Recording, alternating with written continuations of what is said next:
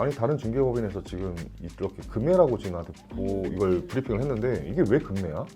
도대체 금매 기준이 뭐야? 안녕하세요. 빌딩부부입니다. 오늘은 이런 질문이 들어왔어요. 금매물 도대체 뭐예요? 금매물의 기준이 뭐죠? 라고 이제 문의가 들어와서 어설픈 금매물에 속지 말자. 그렇죠. 그래서 단순히 싼 게 아니라 이런 포인트가 다 만족이 된다면 금매다라는 부분을 좀 포인트를 몇 가지 찝어볼게요. 일단은 첫 번째로 누구나 다 생각할 수 있죠. 이게 이제 갑자기 소유주분이 돌아가셔가지고 아직 상속 등기를 하기 전에 상속인들이 매각을 하기 위해서 이제 좀 금액이 조정돼서 나온 물건들, 이 상속 이슈가 있는 물건들이 좀 금매가 가능한 금매성이 좀 보이는 그런 건물일 수 있죠. 보통 금매물들은 사정이 있어요. 맞아요. 지금 이거 같은 상속의 이슈, 그리고 두 번째는 개인적인 부분, 뭐 건강상의 이슈, 세 번째는 경매에 넘어가기 직전의 건물들이 쌉니다. 경매에 넘어가면 싸실 거라고 생각을 하잖아요. 근데 경매에 넘어가면 감정평가 금액으로 이제 유찰이 시작되지 않습니까?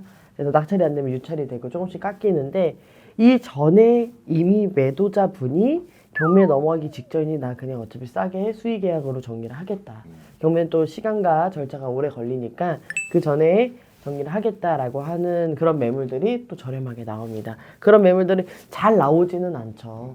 경매에 넘어가기 직전의 물건을 저희가 어떻게 다 체크가 되겠어요? 하지만 간혹 나옵니다. 자, 그러면 경매가 넘어가기 직전의 물건 어떤 차이가 있을까라고 보면 등기부 등본을 떼보셔야 돼요. 그러면 갑구가 좀 지저분하고요. 그러니까 갑구 울구가 다 지저분합니다. 근저당도 이만큼 잡혀있고 빚도 많고. 지저분하다고 무조건 좋다는 아닙니다.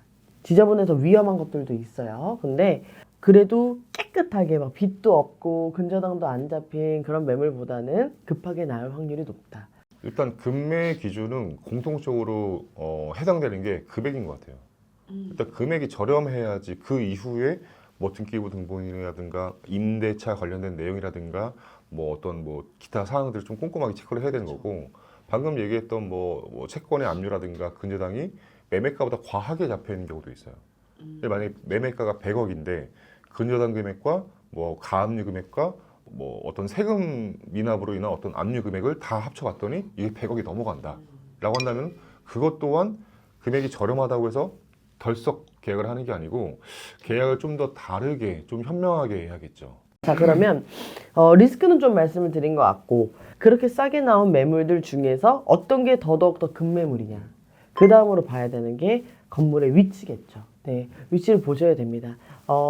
아마 최근에 저희가 예시로 한번 영상을 찍었을 거예요. 이제 신촌이라는 지역에 88억에 팔린 걸 80억에 사서 56억에 팔린 사례가 있습니다. 그때 저희가 살짝 얘기를 드렸어요. 전에 건물주가 산 거보다 싸게 나왔기 때문에 무조건 금매물이다 라고 해가지고 사시면 안 된다. 그 일대의 시세가 어떻게 형성이 됐는지, 그리고 부동산은 어쩔 수 없이 뜨고 있는 지역이 있고요, 지고 있는 지역이 있는데, 제가 참 어떤 지역이라고 논하고 싶진 않지만 그런 지역들의 타이밍을 또 잘 보셔야 될 것 같아요. 그래서 어느 지역에서 나온 금매물이냐, 이게 4m 도로, 뭐 2m 도로의 안쪽에 있는 거의 맹지 수준의 그 땅이 싸게 나와도 의미가 없거든요.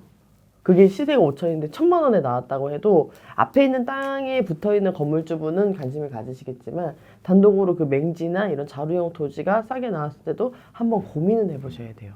두 번째는 이제 임차인이 있을 경우, 임차인의 임대료는 어느 정도 되는지, 이제 기본적인 거는 해야죠. 그래서 땅값이 떨어졌기 때문에 수익률이 올랐을 거예요. 근데 땅값이 이만큼 떨어졌는데도 임대료도 너무 낮아서 그 수준이 안 된다. 근데 뭐 명도도 안 된다. 그랬을 때 내가 이거를 가감하게 갈 것인가 안 갈 것인가 당연히 판단을 하셔야겠죠. 방금 얘기한 포인트에서 이게 역으로 매매가는 낮은데 임대료가 높아서 임대 수익률이 좋아 보이는 경우도 있어요. 그러니까 일반 중개인들이 이런 것도 좀 구분해서 체크를 못하는 경우도 있더라고요. 보통 만약에 임대료가 3천만 원인데 관리비가 1,000만 원이에요.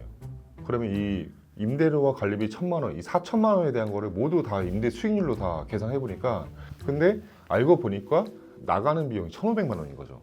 그러면은 임대료는 3천만 원이 아니고 2,500이 실제로 들어오는 비용이기 때문에 매매가 대비해서 2,500에 대한 임대 수익률로 계산하는 게 맞죠.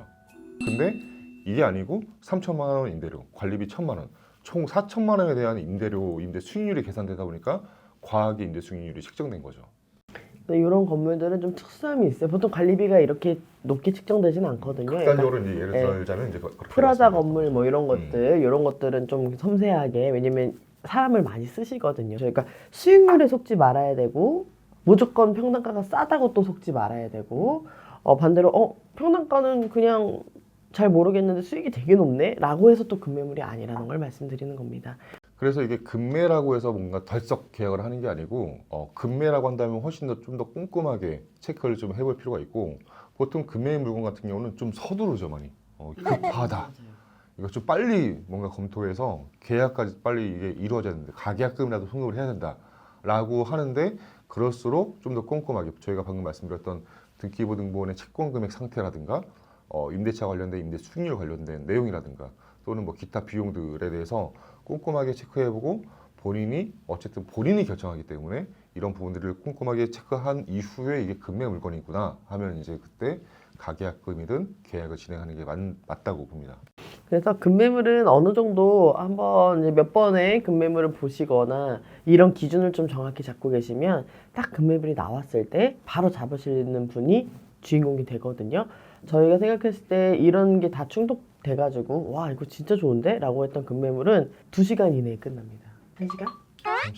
30분. 나오자마자 보지 않고 바로 계약금을 쏘는 그게 급매물이에요. 그러니까 평상시에 이렇게 매물을 많이 이제 보고 물건을 보는 눈이 있다고 한다면은 이게 급매물이 아닌데 딱 봤을 경우에 이거 급매물이잖아 라고 내가 스스로 판단할 수 있게끔 어떤 물건을 보시는 눈을 키우시는 것도 하나의 방법일 것 같아요. 네. 그리고 내가 원래 주업이 바빠가지고 이거 뭐 공부하고 내가 그럼 공인중개사 했죠 라고 생각하실 수 있어요. 그러면은 두 번째 방법은 공인중개사와 친하게 지내십시오. 저희도 사람인지라 가까이 있는 고객분에게 급매물을 먼저 드릴 수밖에 없어요. 그러니까 이 가까운 분이 친하다는 의미가 아니라 오늘 본, 어제 본, 지금 실시간으로 카톡을 하고 있는 이분들에게 급매물을 이런 좋은 매물이 나왔네 하면서 드릴 가능성이 높습니다. 저희한테 VIP 고객은 금액대가 높은 금액대를 건물을 매입하시는 고객분이 아니고 저희하고 지속적인 어떤 관계라든가 어떤 물건이 딱 나왔을 때 이 물건은 그 대표님한테 보여드려야겠다 뭔가 이렇게 떠올렸던 그 대표님이 가장 A급 VIP 고객입니다. 아마 모든 공인중개사들에게 그럴 겁니다. 그러면 저희가 또 다음 시간에 Q&A 질문이 들어왔을 때 이렇게 좀 디테일하게 내용을 좀 정리해서 소개하는 그런 시간을 갖겠습니다. 또 궁금한 거 이런 거 있으시면 댓글에 달아주세요. 저희가 또 영상을 준비해 보도록 하겠습니다. 감사합니다.